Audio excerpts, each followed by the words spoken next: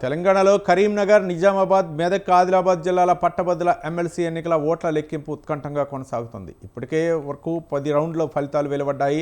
తొలి ప్రాధాన్యత ఓట్ల లెక్కింపు పూర్తయ్యేసరికి బీజేపీ అభ్యర్థి అంజిరెడ్డికి మొత్తం 75,675 ఓట్లు, కాంగ్రెస్ అభ్యర్థి నరేందర్ రెడ్డికి 70,565 ఓట్లు పోలయ్యాయి. తొలి ప్రాధాన్యత ఓట్లలో బీజేపీ అభ్యర్థి 5,110 ఓట్ల ఆధిక్యంలో కొనసాగుతున్నారు. బీఎస్పీ అభ్యర్థి హరికృష్ణకు 60,419 ఓట్లు పోలయ్యాయి. తొలి ప్రాధాన్యత ఓట్ల లెక్కింపులో ఫలితం తేలకపోవడంతో రెండో ప్రాధాన్యత ఓట్లను లెక్కించనున్నారు.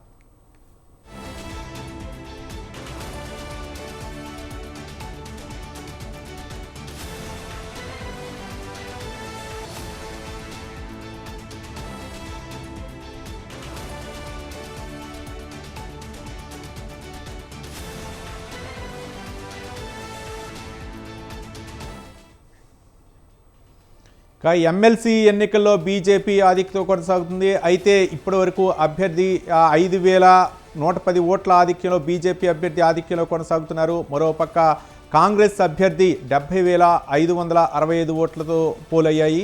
అలాగే బీజేపీ అభ్యర్థికి 75,675 ఓట్లు పోలయ్యాయి. ఇక బీఎస్పీ అభ్యర్థికి అయితే మాత్రం హరికృష్ణకు 60,419 ఓట్లు పోలయ్యాయి. తొలి ప్రాధాన్యత ఓట్ల లెక్కింపులో ఫలితం తేలకపోవడంతో రెండో ప్రాధాన్యత ఓట్లను లెక్కించనున్నారు. దీనిపై మరింత సమాచారం మా కరస్పాండెంట్ రవి ఫోన్ లైన్లో అందించడానికి సిద్ధంగా ఉన్నారు. Ravi. Thank you Ravi.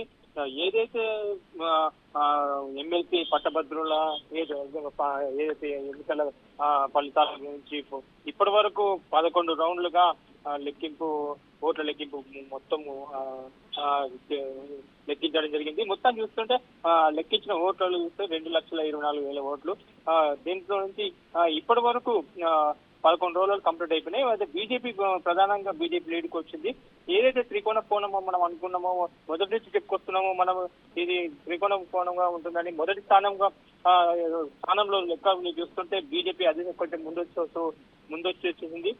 Congress party తరఫు నుంచి నరేంద్ర పోటీ చేసిన అభ్యర్థికి 69,581 ఓట్లు రాగా, అయితే రెండోగా ఇప్పుడు మొదటి స్థానం నుంచి ఇప్పుడు రెండవ దశలో ఉన్న ఎవరైతే ఉన్నాయో ఓట్ల లెక్క మళ్ళీ తిరిగి లెక్కించడం ప్రారంభం అవుతుంది. ఈ లెక్క మొత్తం చూస్తుంటే సుదీర్ఘ సమయం పట్టే అవకాశాలు కూడా ఉన్నాయి.